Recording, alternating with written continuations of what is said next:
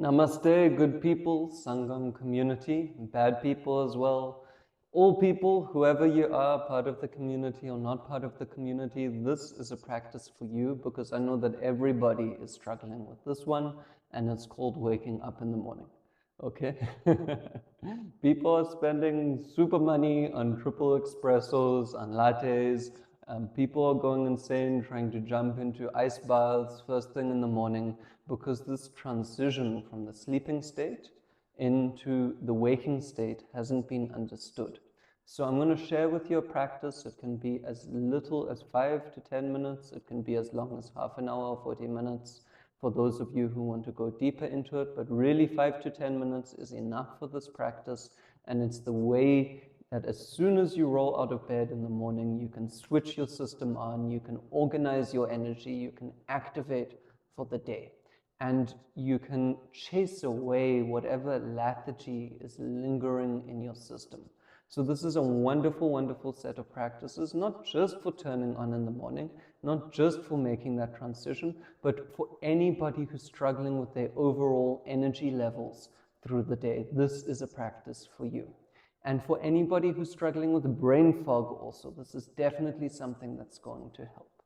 Okay, so without much further ado, let's get into the practices. So when you roll out of bed and you're all groggy-eyed and you don't know what to do, and maybe you want to reach for your phone, I advise don't reach for it. Just switch off the alarm and throw away, or better yet, learn not to use an alarm, but that might be in future for some of us. Okay, so as soon as you get up, first thing to do is run on the spot. I know you might not feel like it, but it's going to create a circulation of your blood, and it's going to communicate to your body, hey, it's time to go, it's time to switch on.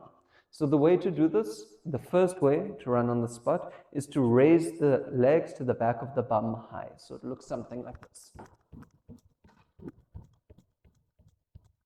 Okay, so I'm just demonstrating now. This is just a demo, it's not a guided practice.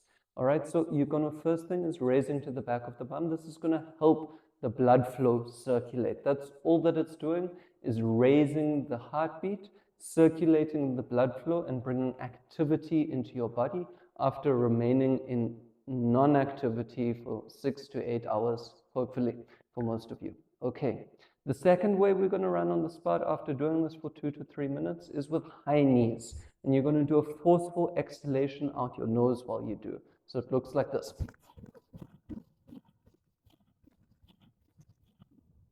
Okay, again, 2 or 3 minutes of that forceful exhalation out the nose with the high knees. What that does is it opens the sinuses.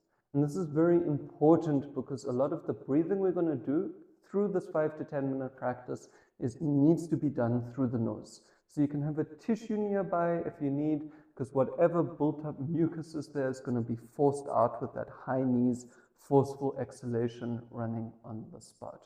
And another reason why this is so important is to understand that a lot of people who are walking around in life with their nose blocked most of the time don't understand that they are now breathing through their mouths. And mouth breathing was designed for when there's a lion chasing you, right? That was what it was designed for. You can't get enough oxygen, enough energy in an emergency. So you start breathing through the mouth to gulp big gulps of air down. So it communicates to your body and to your nervous system, hey, there's an emergency. I need more. And your body responds by releasing adrenaline. So what has happened in most people, they're not running around on an adrenaline high because their nose is blocked. The opposite. They've lost sensitivity to their adrenaline. They've depleted their reserves of adrenaline. And so they flatline. And a little bit of adrenaline, as we're going to see later on in the sequence of practices, is very important to kickstart the body and say, hey, I'm awake, I'm alive. And what it means to the body to be alive is effectively survival. It means today I have to risk the possibility of death. I have to stake a claim that, hey, I'm here and I want to go to sleep and wake up again the next day. And if there isn't that confrontation for the body, then it won't function at its best. So through these yogic practices, what we are doing is we are simulating this encounter for the body so that it will function in the best way that it can function for us in our lives without us having to be running around with lions in the Serengeti. Okay, so that is the first practice, running on the spot, knees behind you, legs behind you to get the blood flowing, and then running with high knees to open the sinuses. Okay, so once we have the sinuses open, the next thing we are going to do is we are going to create a maximum exchange of energy between us and the existence.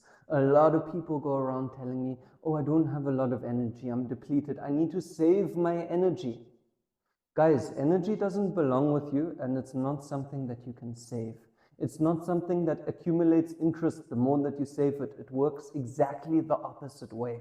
This is the secret of existence I'll share with you. Energy means exchange. Exchange between individual and world, individual and existence. There needs to be a maximum level of exchange. If you go to sleep exhausted, having given away all of your energy, the existence, the nature, the body will give you even more energy the next day to start your day. When you start trying to save your energy, what it means is you're going to start shrinking.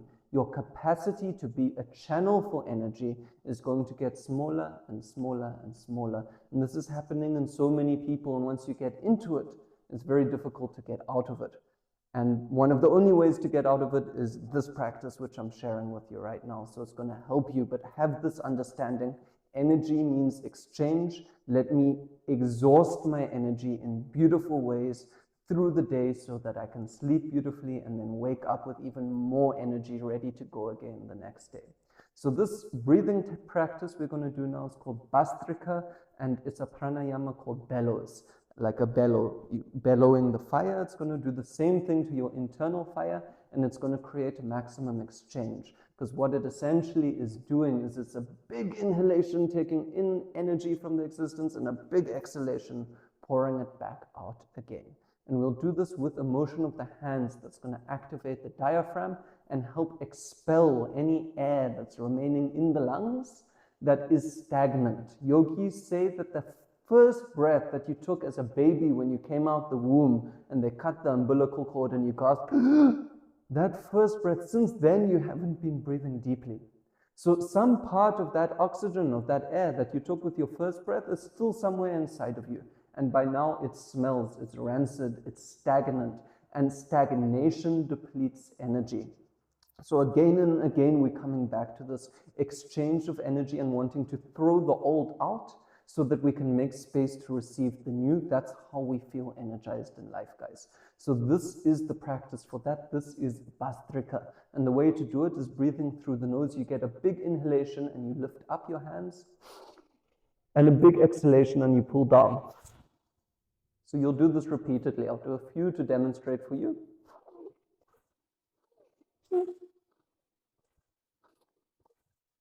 Okay, very simple like that. Some of you who dive might have done this before, because a beautiful side effect of this pranayama is it increases the lung capacity over time. It means you can hold your breath for longer durations after doing this. You can just do about 20 to 30 of these breaths after we've done the running on the spot, and it will help circulate the oxygen, the breath, the life force, create a maximum exchange with existence to say to life, hey, I'm here, I'm ready to play, I'm not trying to hold myself away from you, I'm here to pour myself into you, so pour yourself into me also. And that's how we're going to get energized in a beautiful way. So do this Bhastrika. You can do 20 breaths, 30 breaths, 40 breaths. Don't go above 50, otherwise you might start getting lightheaded. And if you do feel lightheaded at any point during Bhastrika, you can just slow it down, or you can take a couple of normal breaths in between in order to help your body regulate. Okay, so this is Bhastrika. It has a huge amount of health benefits. If I start talking about them, this video is going to become too long, but you can Google benefits of Bhastrika Pranayama if you would like to know more. Okay, so after Bhastrika, the next thing we're going to do, if you would like, you can put some music on at this point because you have enough energy to hit Spotify, hit play by now. And it should be fast, upbeat, beautiful music, and it's optional. If you don't feel like music, you don't have to, but if you do want it, it should be upbeat. I like it sometimes. It helps me feel like excitement for the day, which is beautiful. And the next practice is just shaking while bouncing on the spot, which looks like this.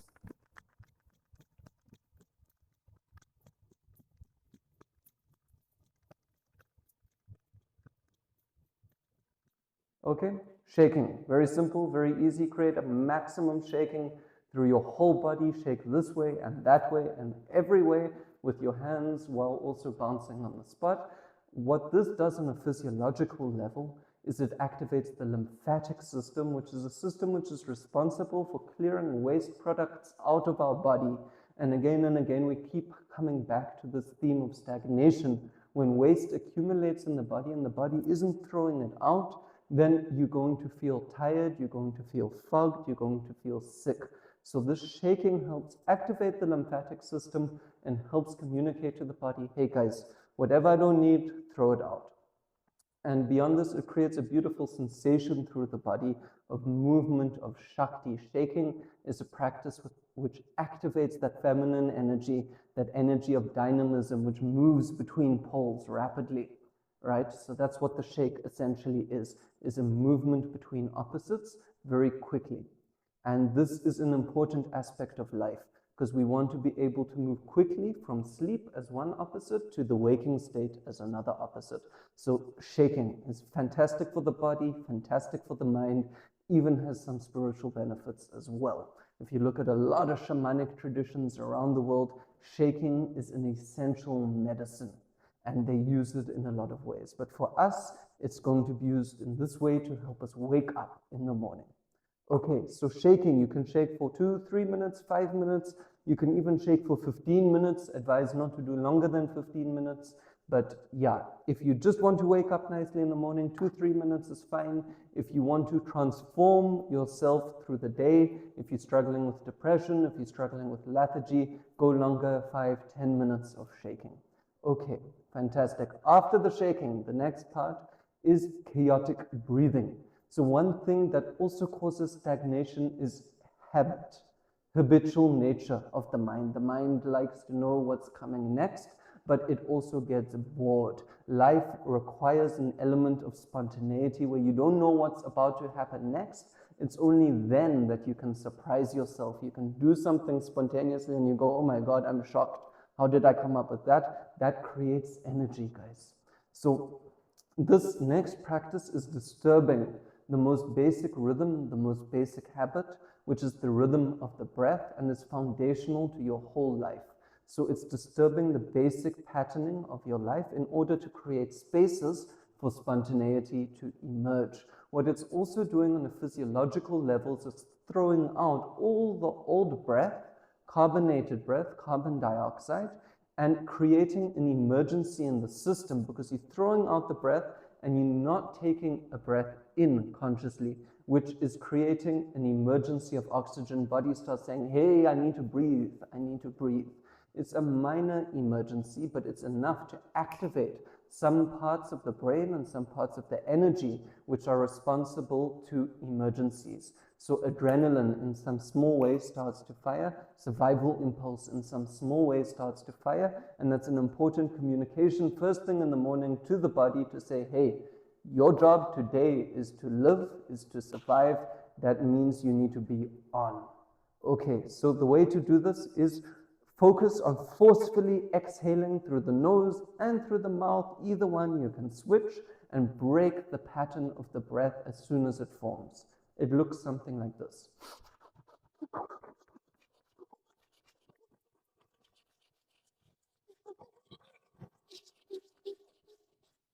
Okay, so violent, it's a violent exhalation, exhalation, exhalation. Inhalations will happen in between on their own, but not by your doing, just by the body. And as soon as there's some habit pattern of you doing the same kind of breath again and again and again, and now you break it. And you do a different length of breath, a different pace of breath.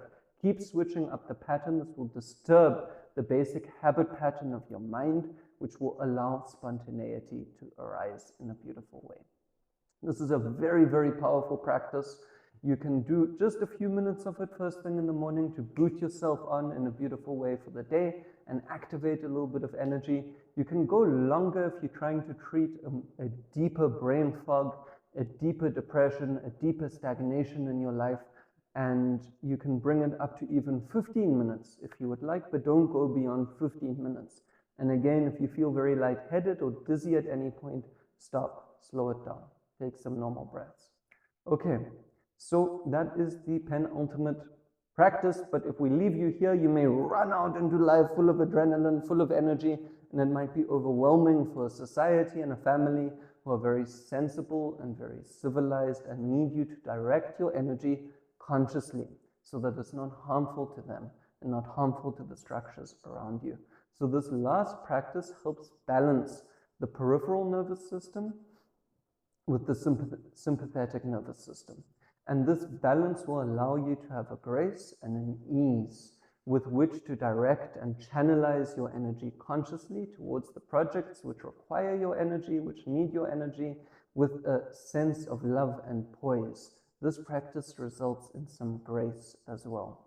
Okay, and beyond this, on a physiological level, what this practice also does is expands the lung capacity again and forces any last hidden pockets of air in the lungs to be released to cure any last traces of stagnation.